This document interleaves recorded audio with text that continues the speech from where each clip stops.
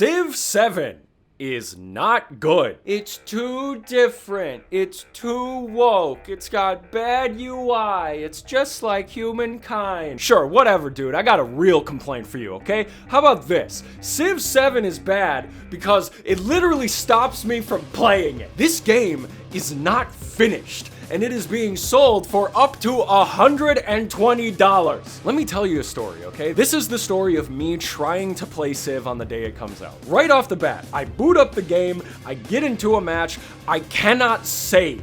Error saving file, it says. Of course, I close the game, I verify the integrity of the game files, and nothing is detected as wrong. Amazing. In a game famous for its long play times, I cannot save. I reinstall the game, boot it up. Same problem. Error saving file. I'm suddenly having flashbacks to my copy of Pokemon Silver that couldn't save from the very day that I bought it because it had a problem with the battery or some shit. Except that was a Game Boy game released 26 years ago, and this is a mainstream modern PC title. Alright, I say. I'll see if I can make this work. 2K offers a cloud saving feature if you have a 2K account so that you can play across different platforms. I set up the account. Not super into needing to do that to save the game, but whatever. It ends up working. Hallelujah, the game is playable. I play for 4 hours straight as Benjamin Franklin of Rome, despite being unable to find any amount of meaningful detail in any UI menu option, and despite being unable to remember what any building I placed was without tediously rereading them for the 4th time because every building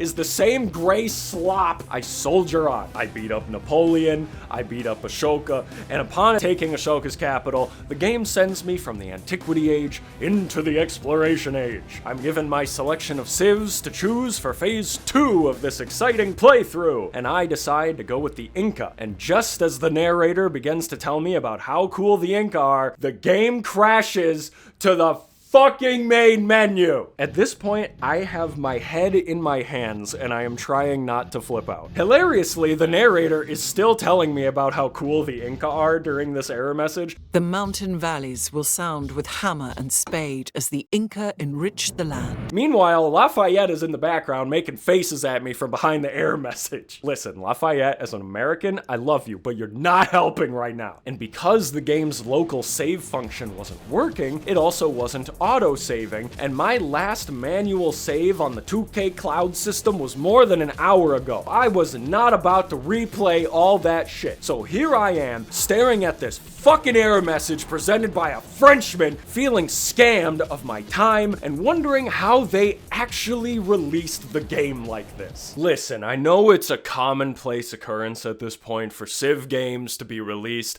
in a piss-poor state, or with a bunch of changes that make people angry. I was prepared for that. I wasn't prepared to not be able to play a full game of it. Even worse than that, an even more heinous crime was committed that I noticed during my gameplay, if you can believe it. And it's right here. You see this? They misspelled a word. Siege? It's siege. Bad game. Turn it off. I'm just kidding. We have better criticisms to cover than that. But anyway, let's talk about some of the new things. For example, did you know that this game has a new victory condition? The economic victory. What does it mean to get an economic victory? You win by getting a lot of money or something and everyone bows down to you. I don't really know, to be honest, but I do like the idea of winning by getting a lot of money. Now watch this economic victory.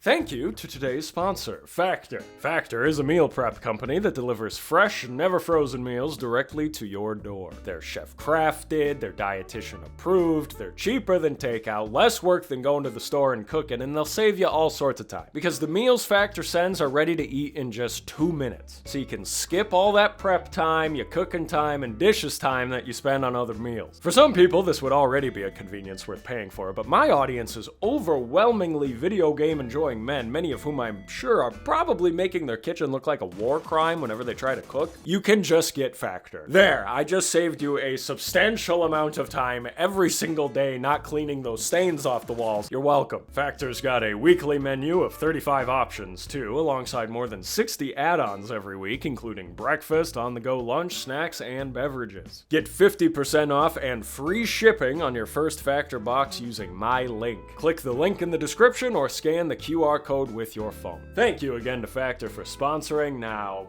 back to the video! Alright, where was I? Oh yeah, this review might be a little different compared to some of my other videos, so I hope you'll bear with me. If I sound a little different, it's because I got sick on the same night that I played it, which I'm pretty sure was a coincidence, but it does make me wonder if the game made me literally physically ill. But I have a lot of mixed emotions about this game, and I'm gonna be jumping around all over the place, because I really wanted to enjoy Civ 7, but it is raw. And I don't mean that in the way like, oh, it's raw, it's cool. No, this game is not done cooking. Put it back on the grill. The experience I bought is, at minimum, $70 US. You can pay up to $120 for this experience if you can believe it. I bought the middle option, the deluxe edition, so that I could have early access for this to get a review out on time because this is my job. For the average consumer, I absolutely do not recommend buying these overpriced packages. For the state that the game is in right now, even the minimum base package is a bit of an ask. And they're releasing DLC 1 month after the game's release in March? Please. If you're selling DLC within the first couple months of a game's release, that shit ain't DLC. That's content you chose to hold from the release of the game so that you could sell it to people on these limited time FOMO offer packages. To be clear, the devs at Verac, as far as I can tell, seem like lovely people. Whoever's making the money decisions at Verac, though, this is fucking disrespectful. And you needed to give the devs way more time to finish the base game. Like I said earlier, I really wanted to like this game. I was primed going into it with a positive outlook. In fact, I really did like the game whenever I was using the commander unit. I really like what they did with this guy. He cuts down on a lot of the micro that takes place with warfare in Civ 5 and 6, just from moving all your units from one end of the map to the other. But whenever I was doing anything else other than using this new commander unit, I was irritated. Where can I find anything in this UI was a question I was asking myself about every 2 minutes. This was a serious problem for me when at one point I had a city-state disappear off the map while still seemingly claiming territory on the nearby land that it used to inhabit. Is Carthage still there?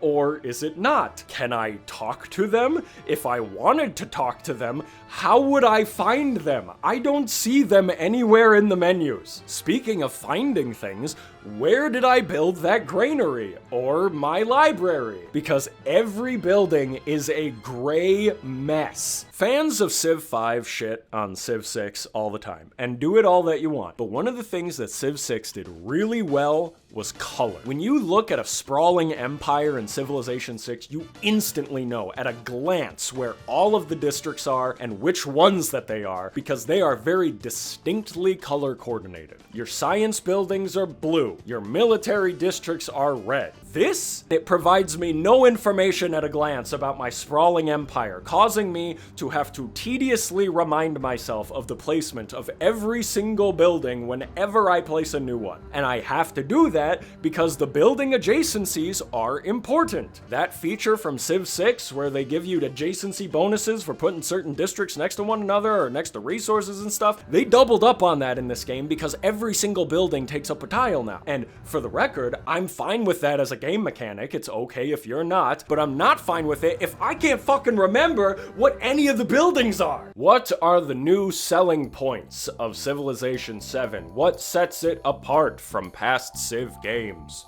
One huge change is that the game is split up now into 3 different big ages, which all sort of function as their own round of Civ. They did this because they received a lot of feedback about how players rarely finish an entire game of Civ most of the time, and they would just start a new game when it felt like victory was assured. You split up the game into 3 chunks, and it maybe makes it feel like less of a crawl toward the end there, gives you more objectives to work toward, maybe makes you want to keep playing and finish the entire game. I see the logic of that, and I actually like this idea. For me, this is a positive. But the next selling point, I'm less certain about. With civs being exclusive to ages, we're excited to introduce a new innovation for leaders. For the first time in franchise history, leaders are now selected independently from civilizations. For example, I played as Ben Franklin, leading Rome, and although it was kind of fun, I'm still not really sure how I feel about it. From a mechanical standpoint, it opens up the game enormously because of all the different combos you can try, all the min-maxing you can do, but hear me out on this. It's a little bullshitty, but it's how I feel. This is an emotional argument, I'm aware. This is just a vibe perspective. I kinda liked being a specific leader who was grounded in a specific culture for the entire game. I liked it. I just liked it. I can't really explain it that well. I liked imagining what it would be like in a silly sort of way to have Abe Lincoln lead America from the ancient era all the way to landing on the moon. You can only play as America in the modern age, which means you can't get the full experience of going from the ancient era all the way to the moon landing as just one civ anymore. Every time that I feel like playing a specific civ, I could just queue up a game where I play as the one age that civ is available and then quit when that age is done, but I feel like that kind of defeats the purpose of the other selling point for Civ 7, which is playing as multiple civs per game. Civ 7 is selling itself as a game about layered history, and I would love to tell you how I feel about this mechanic, but I literally couldn't experience it, because every time I entered a new era, the game would crash to the main menu. To try to experience the other ages, I did try just starting a new game straight from that age, but it's very unsatisfying to me. I want the layered history of my empire to be the history of my decisions, not the decisions that are based on an assumption of how many towns or cities I may have been able to build had I been able to play that first era. So, I guess I'm looking forward to that selling point when they fix it. I'm aware that not everyone has this issue, but all I can speak to is my experience, and my experience with this game so far is that it isn't working. There's this thing that I learned from a business teacher I had once called the sandwich, where you layer a negative thing in between 2 positive things. Well, I'm gonna hit you with the reverse. This is the reverse sandwich. We're gonna start with a negative and then hit some positives and then hit another big negative. I'm talking 2 fat chunks of meat with a slice of bread in between. Here's the top chunk of meat, okay? Here's a big fat chunk of ham right in your face. I despise that the leaders do not talk to me, the player, like they did in every past game. They instead talk sideways at my character, who never says anything back to them. This makes me so irrationally angry, and I have no idea why. When Napoleon declares war on me, I want him to declare it on me, not my leader. But if he's gonna direct everything to my NPC representative, my guy could at least respond. When you're doing a quick trade deal, the NPCs don't need to have a voice line every time for that. But for something big, like a meeting for the first time or declaring war, they should be having at least one line back and forth. Instead, what you get is that the other leader says something to your guy, not to you, to your NPC, and then your NPC just sort of stands there and maybe makes a face. You declare war on someone, no voice line. You meet someone, you maybe grunt a little bit and go, You wipe someone off the face of the earth entirely. They exit stage right while your guy stands there just going like, like a fucking Minecraft villager. It's so painfully lame, it makes me want to tear my hair out. Why is my leader even there on screen if they're not gonna say anything? What is the point? Okay, time for some positives. This is gonna be as big a piece of bread in the middle that I can. These are gonna be some of my favorite things about the game, and I mean it. There are genuinely good things that I like about this game. You've got your capital when you start out. Every new settlement that you make after that starts as a town instead of a city. The difference between a town and a city is that a town is largely automated and doesn't really need your input for much. They will just automatically send their resources to your capital or whatever other nearby cities. And if you want, you can upgrade them to cities later for a little more control over them, but you don't have to. You can also give them a specialization, designating them as a farming town or a fort town. I love this so much. I can't tell you how many times in past Civ games I've slapped a city down somewhere just to get uranium. It has no other good tiles, I just wanted that resource. But then the city starts asking me, what should we do? Every 2 turns. I don't want that city to ask me for nothing. I don't want it asking me what it should produce. I don't want it telling me what it needs, how its people are starving. I don't know you like that. You exist to give me uranium. Towns solve this problem, and I love it. I love this change. And I think I mentioned it earlier, but commanders as a unit are amazing. I love that you can pack a bunch of units into them and then move them around on the map. It reduces so much unnecessary, micromanaging of moving all of your units from one side of the earth to the other. And the commander can tell nearby units to attack one target for a little bit of bonus damage, and they've got these promotion trees. I love all of this. This is great to me. Here's a little bit more of a controversial opinion. Builders don't exist anymore, and I don't miss them. Builders, in my opinion, have always been annoying and stupid, and now you just grow your city into a new tile that it automatically starts working. I am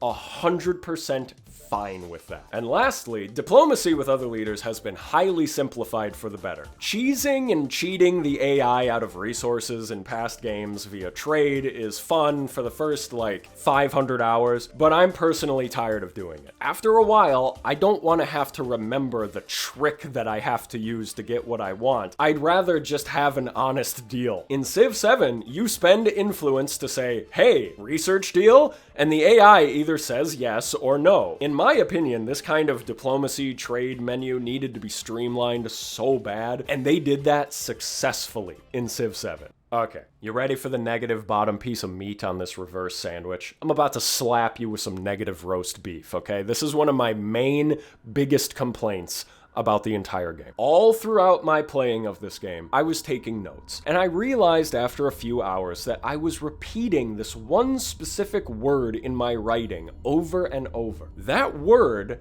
is sterile. Civ 7 is sterile. The menus are sterile. The choice of government has no depictions of what these governments look like or represent. They are text in an empty rectangle, and it makes me feel cold and alone. It's the same thing for the celebrations when your city has reached enough happiness. Look at this. Does this look like a celebration to you? They had this down pat all the way back in Civ 1. When your people are happy, you get a little cutscene about it. Look at how happy they are. Oh, we love the king or the president day. Look at what a great job you did. In Civ 7, when your people are happy, you wouldn't know it. You get a rectangle with a couple of other cold rectangles inside of it. Narrative events are also a new thing in this game, and wouldn't you know it, they are sterile cold rectangles. There are also these crisis events now that mark the end of an age. That's how they sort of transition from one age to the other. And these things are so sterile and unfeeling that I actually forgot the crisis was happening at one point. When they pop up, my eyes just glaze over. When one of these crisis prompts comes up, I want the entire screen to turn a shade of red. There should be screaming. But no, this had so little emotional effect on me that at one point, I got this notification that my city was cured of the plague, and I sat there for a moment like, there's a plague going on? I actually couldn't remember because the crisis notifications blended in with every other boring prompt I had seen the entire game. Now, something Firaxis did that was very smart was that they've been buddying up to a good handful of Civ and strategy game content creators on YouTube for about the past year or so. It's very smart because it's a mutually beneficial relationship. The creators get early access and maybe a tiny itty bitty bit of unconscious bias in favor of the new game, and And Firaxis gets tons of free marketing. Well, maybe not free, considering the cost of flying these creators out to Firaxis HQ to wine and dine them. So is there something inherently wrong with this? Are they all bought and paid for? No, that is not what I'm saying. I like these content creators. What I'm saying is that these people, more than anyone, have every reason to be biased in favor of the game. They're getting special treatment from Firaxis, many of them have Civ as the main focus of their channel, and yet even they have some terribly harsh criticism. One creator's reviews especially resonated with me, and that was Potato McWhiskey. I recommend his channel, and I recommend that you watch his positive and his negative review. I agree with many of the points he made in both of his reviews, but this part of his negative review really stuck out to me. The user interface, it's an absolute disaster. It's an absolute fucking disaster. I don't even know where to begin. Information in the game is missing, incomplete, nothing is explained. Where information doesn't exist, you just like go fuck yourself sometimes when you're trying to figure something out. And where information does exist, it's difficult to read, it's difficult to understand, it's incomplete, it's just, oh my God. If you imagine a dialogue tree, like in an RPG, and the fucking UI team, like picked every evil option. Oh my God, I hate the UI. To the point where I was like, dude, I'm going to play Civ 6 on the launch day of Civ 7 as a fuck you to the UI team. Like, I was getting emotional about how did they do this? They took away hotkeys and gameplay mechanics and gameplay systems and hotkeys and all these things, and there's just less. There's less stuff now. There's no next action key. It's all fucked. And I am not being hyperbolic when I say the UI team made every single wrong decision possible, and that it would be perfectly reasonable for someone to buy the game, start playing, and immediately refund the game because of the UI. Those clips from Potato McWhiskey, I think, speak to a few things. For one thing, I think it speaks to his integrity. He was able to be potentially biased in all these different ways and still was willing to speak his mind. I respect that a lot. I think it also speaks to Firaxis's integrity, to be frank, because they could have very well made these people sign contracts that if you're gonna come fly out and get this special treatment, we want you to say these certain things about the game and you can't say these other things. So I think they deserve some credit here too. But more than anything, I think when these kind of criticisms come from people like him, who basically play Civ full-time as their job, I think it speaks volumes about the state that the game is in. But me, I'm a pleb. Firaxis didn't give me no early builds to play and no early access with time to make a review on day one. I had to buy this stupid game. So I can tell you, it's not worth it. Longtime viewers of my channel will know I am not the type of content creator that gets enjoyment out of calling a game terrible and wishes on its downfall permanently. I did not like Darktide when it came out. I have streamed Darktide several times since then and enjoyed it. I would like to do the same with Civ in the future, but I have to tell it the way that I've experienced it right now. And that experience, in one word, has been bad. I don't feel like I've gotten my money's worth, and I would absolutely not recommend buying this game right now. Hopefully in the future, and I really mean that, hopefully, fingers crossed. I hope that sometime in the future I can make a video or a stream or something where I say Civilization 7 is good now, and it's not only good, it's worth the money. But that time is not today.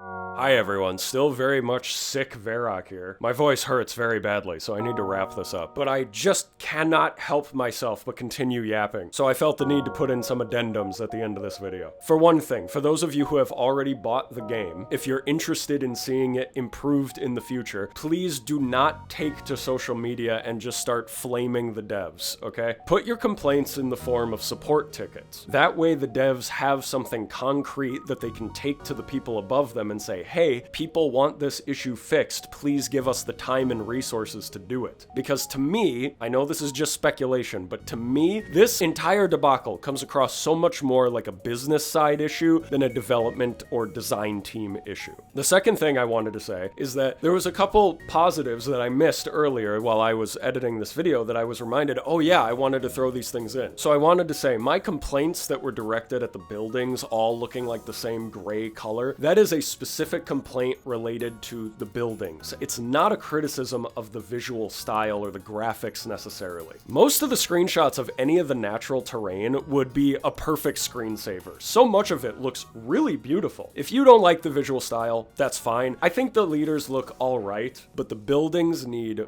so much more work. And lastly, I wanted to give a big thank you to all of my members on Patreon, as well as those of you who come to watch my streams and support the channel by being a member here too. I appreciate you guys all so much, and I feel super grateful every day that I get to do this. It means a lot to me that there are people out there who like what I make so much that they would give me money for it, even just $1. It's crazy. I might not sound the most chipper about it right now, but that's just because I'm sick. So to all of you, truly, thank you very much. And thank you to everybody who has watched this far to the end of the video. Like the video if you liked it, dislike it if you didn't. Tell me in the comments why you think I'm a big dum-dum, whatever. Or better yet, one of the top comments should be, fellow reverse sandwich business strategy enjoyer, he just like me, for real, for real. Just confuse the ever-loving hell out of every new viewer that comes in and they see that right away. As you can tell, I'm getting delirious. I'm going to have like 10 cough drops and take a bunch of medication and then go pass out for like 3 days. So I'll see you all in the next thing. Take care, everybody. Bye-bye.